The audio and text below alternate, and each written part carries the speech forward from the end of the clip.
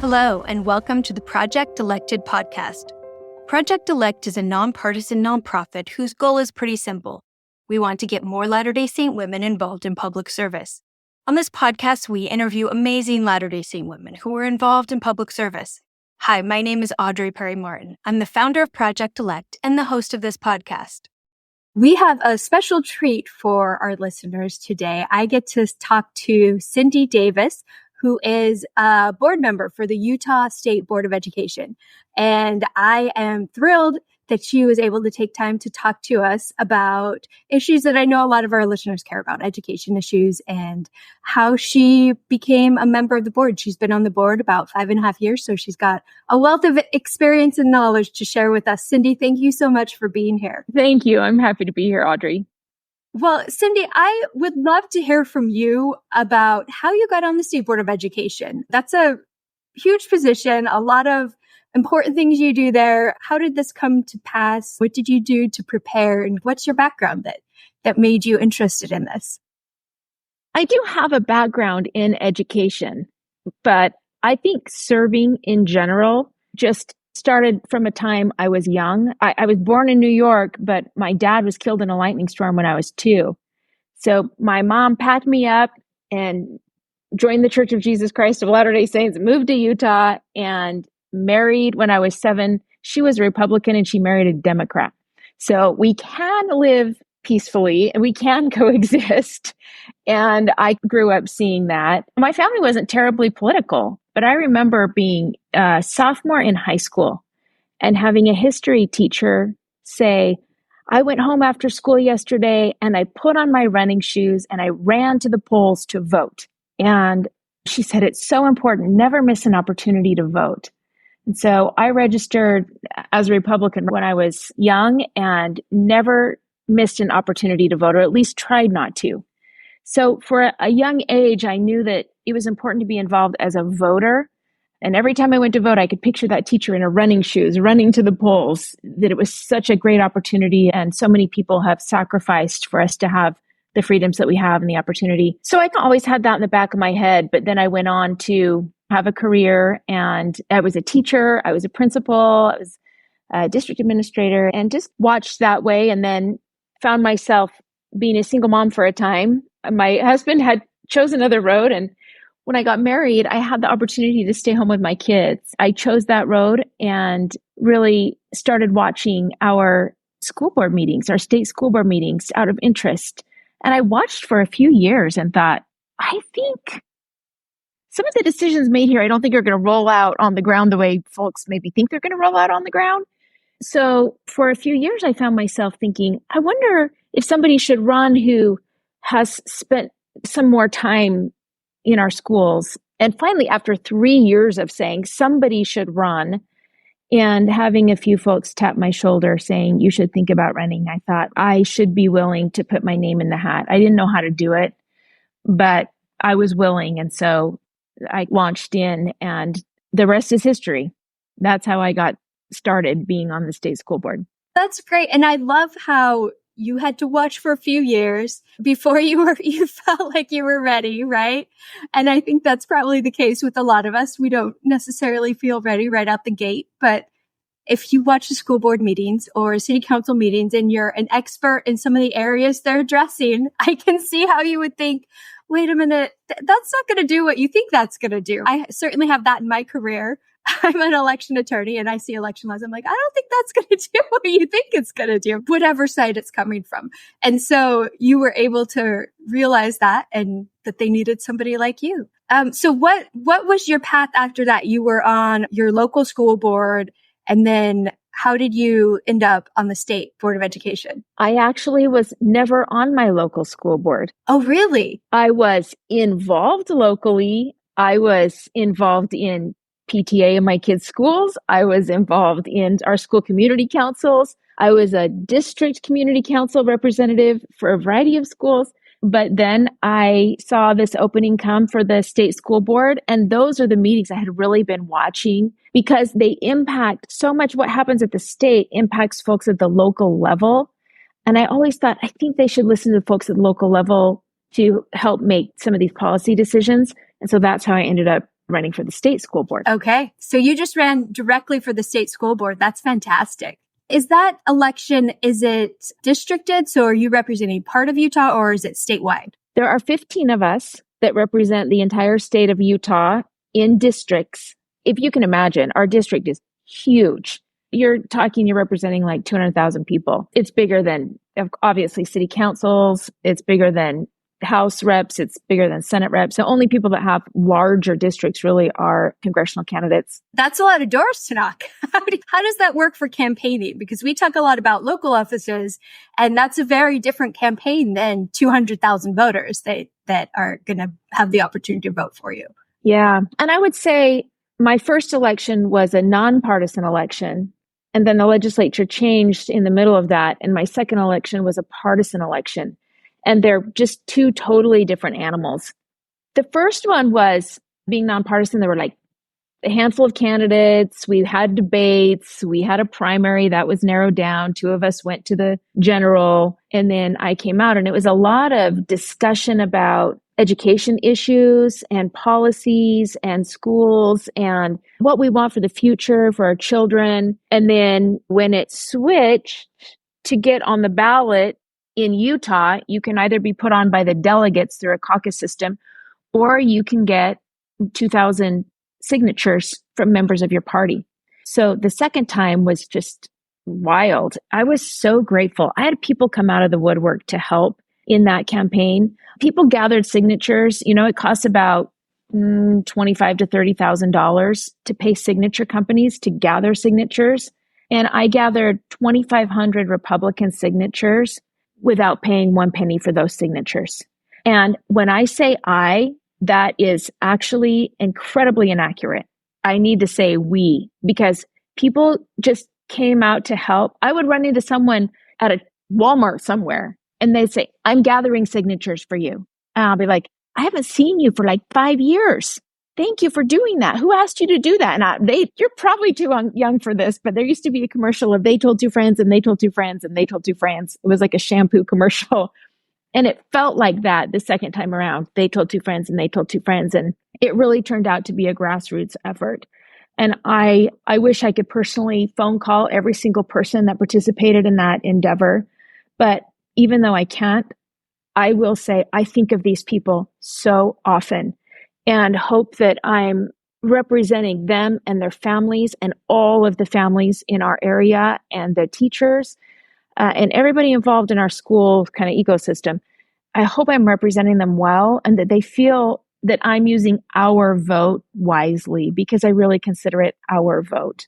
That's an incredible story. And I love that you brought up how people recruited other people and asked other people and told their friends, because you can't run a campaign that big without people who believe in you and are willing to spread the word and volunteer and get their friends to volunteer and pass it along. So that's so key. And I think that applies for fundraising too, right? If you ask people, can you ask somebody else to donate a little bit of money, and really build a network like that, because you can't do it alone. You can't just iron knuckle a 200,000 person race, right? You can't reach all those people on your own. Yeah, it was so humbling, and I'm grateful. What do you think you did to inspire people to do that and to just ask their friends? Did you specifically ask for that, or did that kind of organically happen? That organically happened, much to my surprise and amazement.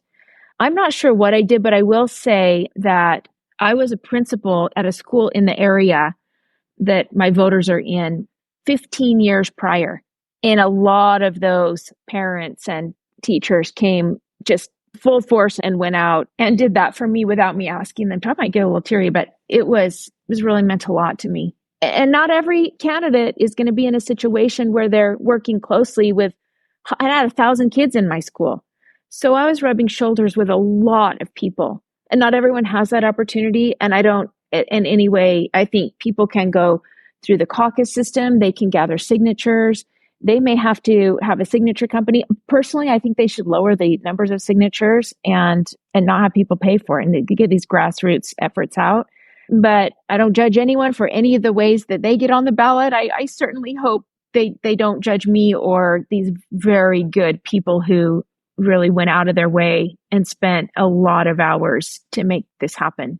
Yeah, that's phenomenal. So people who you had worked with or gone to your schools a decade and a half before were coming out for you. And that, I think that probably speaks pretty highly of what kind of principal you were, that people remembered you and were willing to dedicate some time to help get you elected to the state board of education. They were great to work with. A part of my heart is still there in those halls. I can tell you that for sure. I love that you were a teacher beforehand, because I'm sure that really helps to have your expertise and knowledge about how things really work. And you weren't just a teacher, you were administrator, so that you've got both perspectives there. So they're lucky to have you, I'm sure. How did your family react, just to change the topic a little bit, when you decided to run for a state office, basically? What did your family say? And were they excited for you? Were they like, what are you doing? When they started walking in parades and such, they were like, okay, I guess we're all doing this. First time around, we didn't know what we were doing. They were like, it's all good. You know what we saw? We saw 2 days of board meetings, because that was all that was you could see publicly.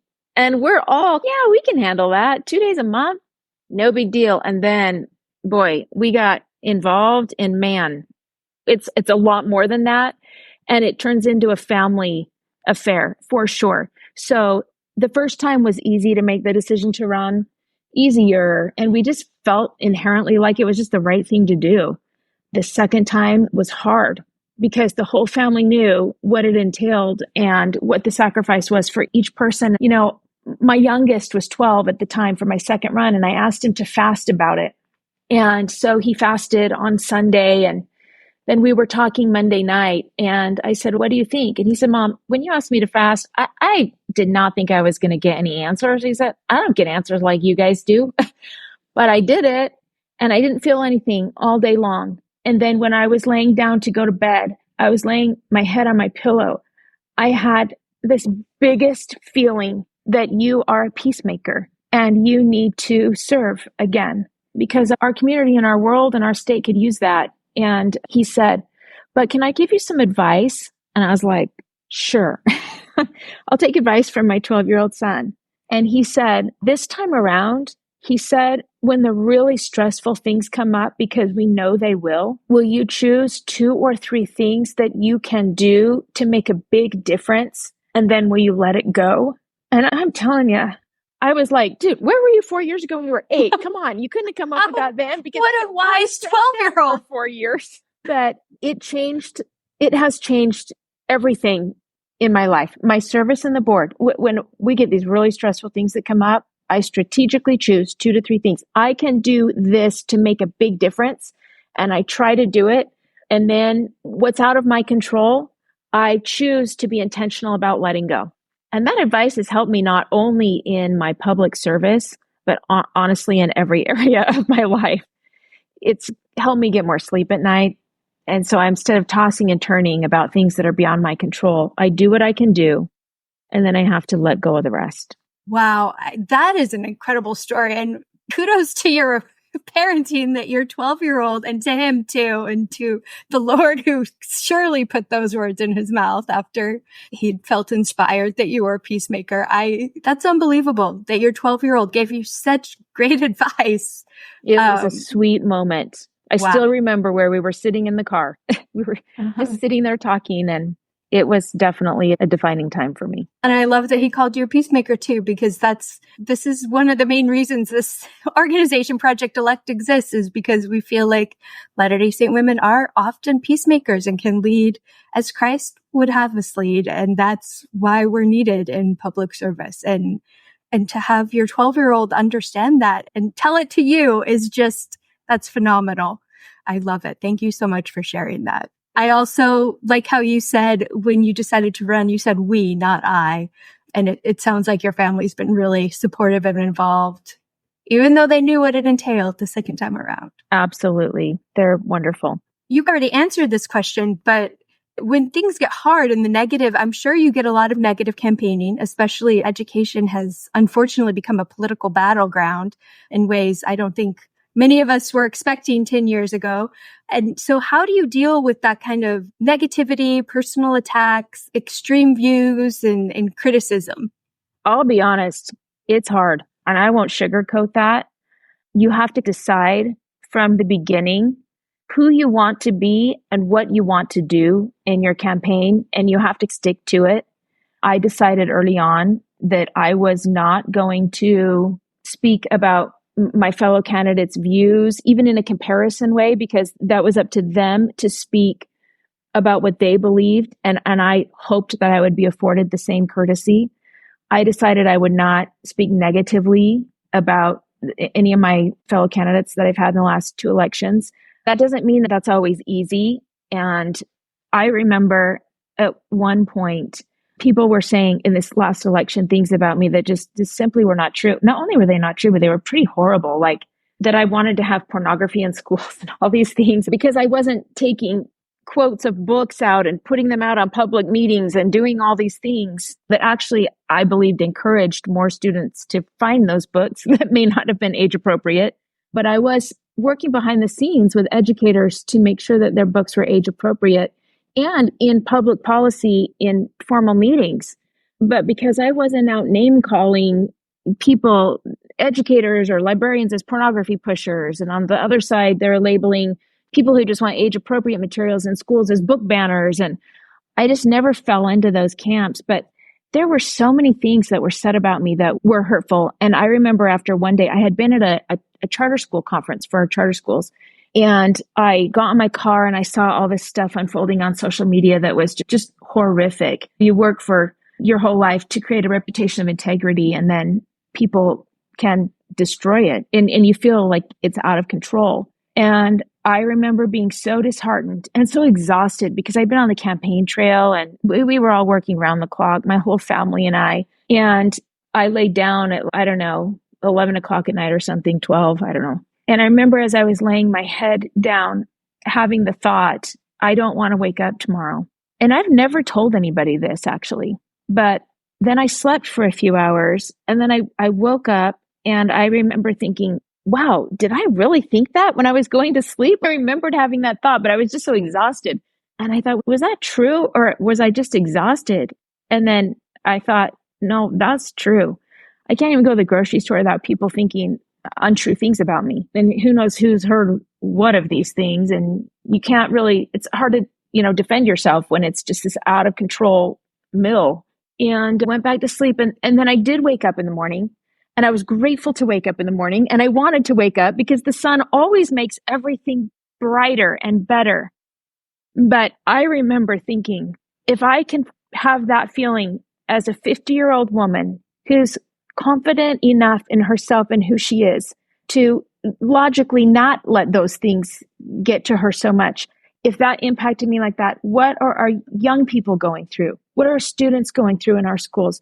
What is social media doing to if a 50-year-old feels like this, what does a 15-year-old feel like?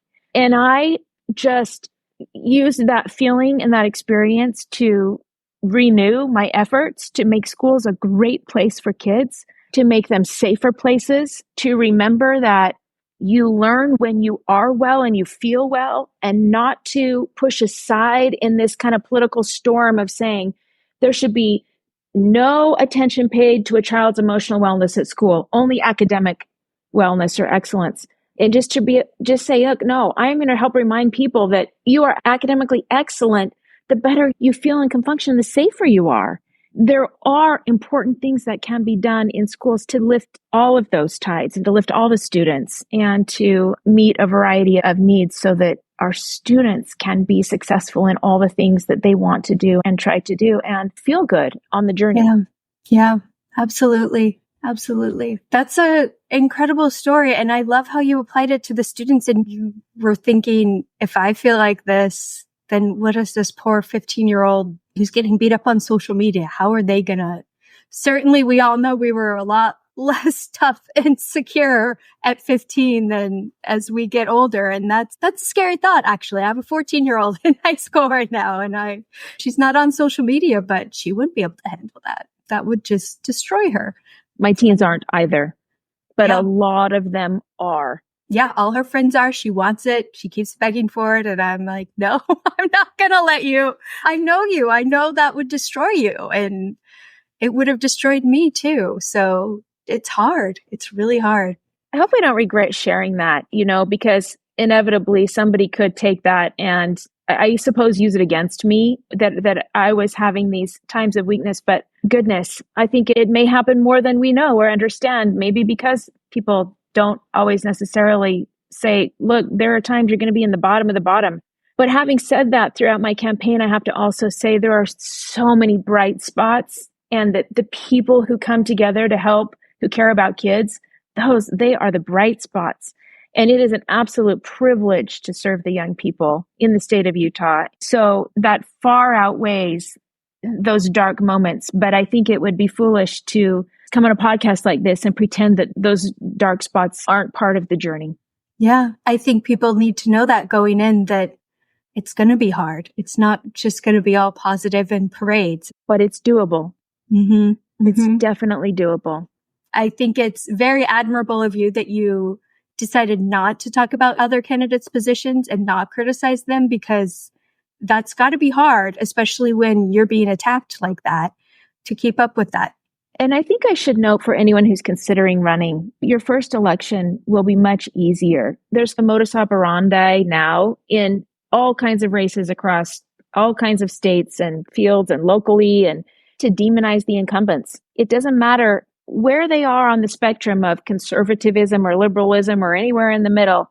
It doesn't matter. It's a strategy that I think people have found effective.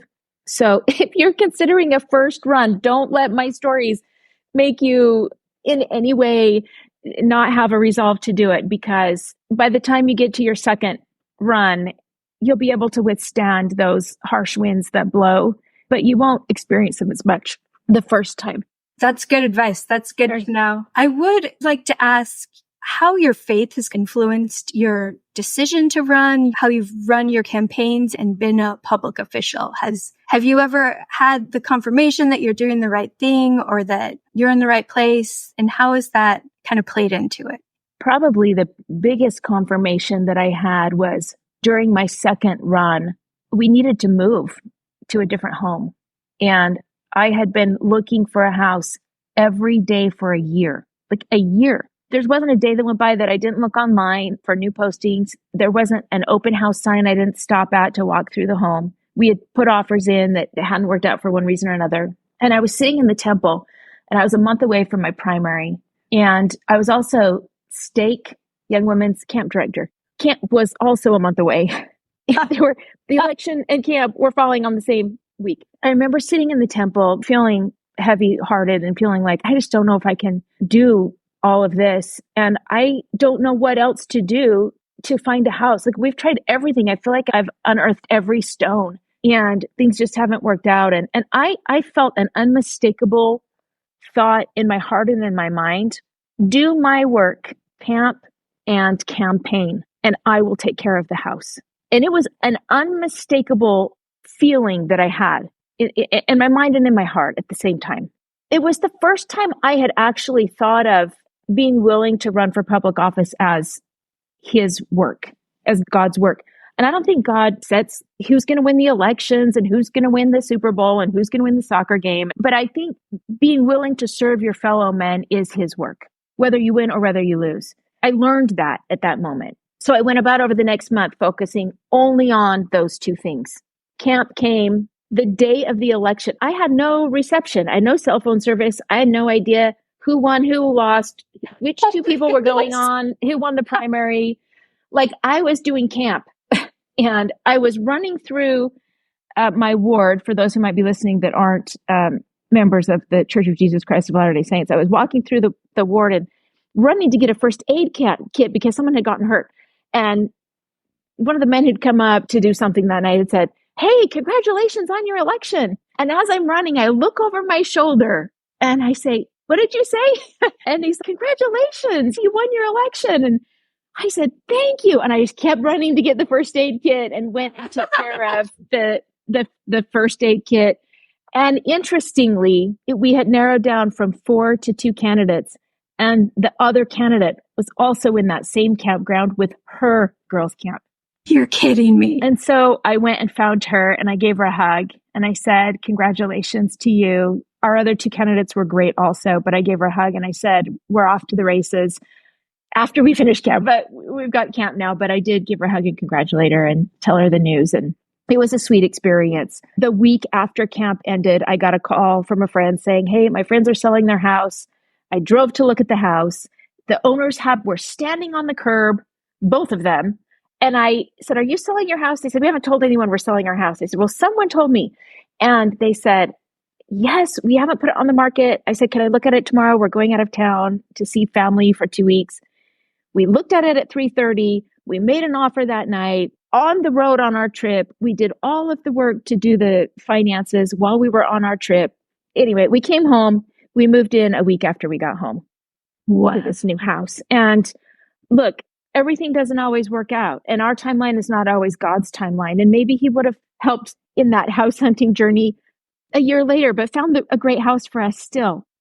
But it just was unmistakable to me that whenever you're willing to serve your fellow men, whether it's in a church calling or whether you're willing to serve in community service, albeit all of our different understandings and philosophies that we bring to the table, and he's grateful for that. And I do think that God wants us to serve our fellow men. We read about that in the Bible and in our book of scripture, the Book of Mormon. And then I will say the first time I decided to run, I was very nervous about it. But my husband and I both had a good feeling about it. It's not like God walked in our front door and told us what to do or anything like that. We just felt a good feeling about it. And then in our general conference meetings, which is a conference where all of our general leaders come and speak to us, Elder Ballard said, those of you who can should run for public office. I felt like he was walking out of my television screen and walking straight into my front room and standing right in front of my face and saying, if you can, do it.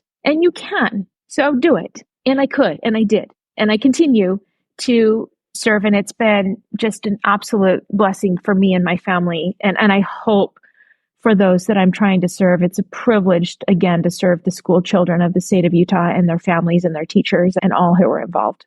I remember well that talk from President Ballard, and I felt the same way that he was talking right to me. And I feel like our church leaders have been talking about it a lot more lately and asking us to step up and get involved in public service and run and be peacemakers. All the talks about peacemakers, like your son identified you as one and how we're needed.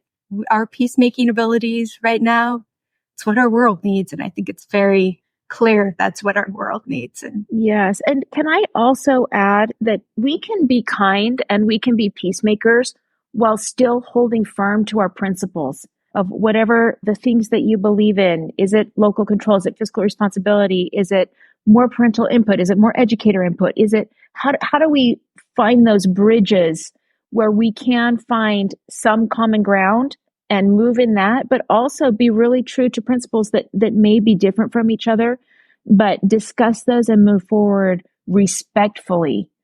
Being a peacemaker is not about leaving your beliefs or your principles at the door. It's about coming and working through those with others and theirs in a way that is going to try to find the best benefit for all who are involved. Yep. And that being the goal, instead of twisting people's words out of context and trying to get an upper hand and being a Twitter master or whatever on the news, like the egos we see so much in politics, where it's really about self-promotion and putting the other one down and making everything sound extreme. Instead, we can be peacemakers and actually try to find those points of agreement, because there's a lot more than I think you would think looking at the world today. I so appreciate women like you who step up and are those peacemakers and are willing to do that hard work, because it's not easy, like we've talked about, but it's so important. It's so needed in our world. Thank you. It's a goal. We're not always successful at our goals. And if I have a goal to be a peacemaker, I'd like to be better at it. I'd like to be about continuous improvement. So I hope nobody out there listening goes, on that day, you were angry with me or something like that, Yeah, because right. We're all a work in progress trying to make it happen. No, and I like that you said it's a goal, because I think none of us are perfect and we'll all have slip ups, but just to have that in your heart as the goal, I think that is the place that we want our public officials to have in their heart that they want to help others and be a peacemaker and make things better, as opposed to seen how hard they can rise. And I think if you have that in your heart, you might slip up sometimes and lose your temper or whatever, or not always be extremely patient. Overall, you're going to do. So we are sadly running out of time, but I would love to hear from you what you think if you could give an invitation to our listeners. We try to end with an invitation each week from our guests about what women can do, Latter-day Saint women can do now to get more involved in public service and think about a run for office. I would say be open-minded. I was talking to someone recently. She was considering a run and she said, I just have imposter syndrome so badly. And what we have to realize is that everybody, when you take on something that feels a little challenging, you feel like, man, am I good enough? Am I enough? Can I do this? And we have to get to a point where we understand we're not ever going to feel good enough. It's okay. What we are is willing. And I hope that folks will just be willing to step into the ring and try. I would say if you live in a state that has a caucus system, become a delegate. Just get familiar with the system. How does your state run races? What is the office you might think you might want to try to hold? And even up until that point, until you do those things, just get involved with a campaign. Find someone or something that you believe in and work on it for a while and feel the lay of the land and see what it's like. And we will grow and learn line upon line, precept on precept. That happens in our intellectual development. It happens in our spiritual development. It certainly happens in our political development. And you can love policy and not love politics and still be involved in politics. That is the case, I think, for many of us. And so be brave, be patient, be smart, be kind, but just be willing and things will fall into place. And people can call me anytime. I'm happy to talk to any person ever who's thinking about running for office and just help talk through the process or be a sounding board. I'm willing to do that always. That's very generous of you. Thank you. And I also wanted, this podcast is going to air right before the election. I loved what you said at the very beginning about your history teacher who said she got on her running shoes and she ran to the polls. And I just want everyone to go run to the polls. I love that visual. Run to the polls. Never miss an opportunity to vote. So much sacrifice has gone in to make this opportunity for all people to be able to vote. We need to run and grab it. And be excited. Absolutely. Thank you all for listening to the Project Elected podcast. For free resources and materials, head over to projectelectwomen.org. We're also on Instagram and Facebook as Project Elect Women. We'd love for you to subscribe, rate us, or give us a review on iTunes. So until next time, thank you.